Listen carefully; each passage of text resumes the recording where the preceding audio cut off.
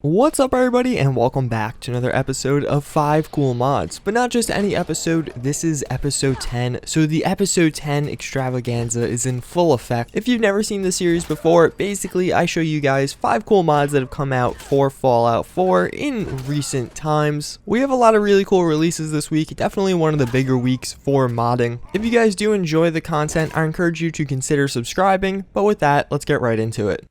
So first and foremost, we do have Aquatic Bestiary, I don't know. I don't really know how to pronounce this one, but I guess it doesn't matter. It is a cool mod nonetheless. What this mod adds in is sea life to Fallout 4. So now when you go swimming around in the ocean or some of the various lakes in the game, you'll actually encounter some sea life, such as fish, dolphins, and whales. They have some animations so they'll actually swim around. Some of them travel in packs, and the coolest part, in my opinion, is they'll actually hunt each other. So while I was spending my time underwater, I did see a few dolphins killing a few fish, and I actually got a lot of free food out of that, so go dolphins. Although a cool mod, I would like to see where it goes in the future to fix the problem that Fallout 4 has with a vast, unused ocean. Can you name one point in the entire series where you spent a lot of time underwater? Because I can't. It'd be really cool if there are some objectives added from this mod to actually make us more inclined to go underwater and experience the fish. It's cool after downloading to go check them out, but otherwise I found myself kind of like, okay, I'll probably never see them again, but they'll be there. All around a very cool mod, having a fatal flaw from the game, not from itself.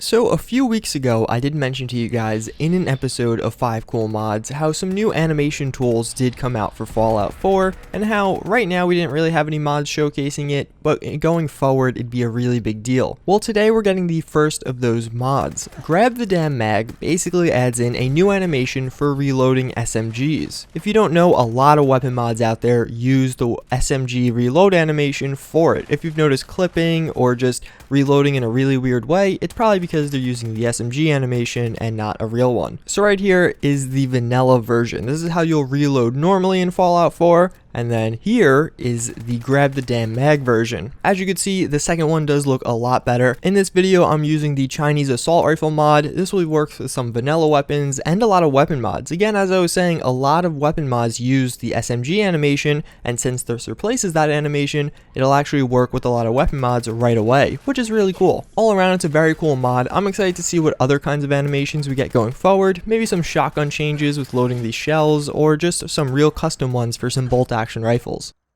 Next up, we do have a new lands mod, adding in some new world space into the game. Beyond the Borders adds in a whole new area to the north of the Fallout 4 map. It basically adds in an area beyond the borders. I only spent a small amount of time there, but it was still very feature rich, and there was just a lot of stuff going on once you walked away into the forest and all that and discovered some of the different locations there. The mod author does say there's over 20 new locations, all built from scratch, and a lot of them actually have some bosses, some cool weapons, and stuff like that. World space mods have been pretty rare thus far, so I'm really happy to see some more coming out. I really like the concept of this mod. I'm excited to see where it goes in the future, and I would love to see some of these mods adding in some like custom factions or somebody to get attached to and give you a reason to continue to travel north. Right now it's just a bunch of reused NPCs that you could battle, fight, take on, and grab their loot. I want something driving me into this new space, which hopefully we'll see going forward. The Dragonslayer. So this is a sword added in from a series called Berserk. I don't know too much about that series, so I'm just going to evaluate this mod as it is in Fallout 4. Basically, it's a massive sword added in as a melee weapon. The mod doesn't actually look amazing, but it doesn't look bad either. It's kind of weird. You definitely see what the mod author was going for with the middle almost looking like a dragonstone type texture. But when you actually start using this thing, you will find it is immensely enjoyable. Having that massive sword that does a good amount of damage to take down enemies with is so satisfying. You will regularly take down multiple enemies at once, and you'll be surprised with how far you could reach. There was a lot of times where I was killing enemies with one shot from far away because I kind of forgot how long the sword was. This is a very fun weapon to mess around with and just use on your character. It does good damage but not broken damage. Lower level enemies you'll one shot, but higher level enemies you'll still have to hit a few times, and it could get a little bit difficult in that sense. But definitely a very fun weapon and one of the more unique swords out there today.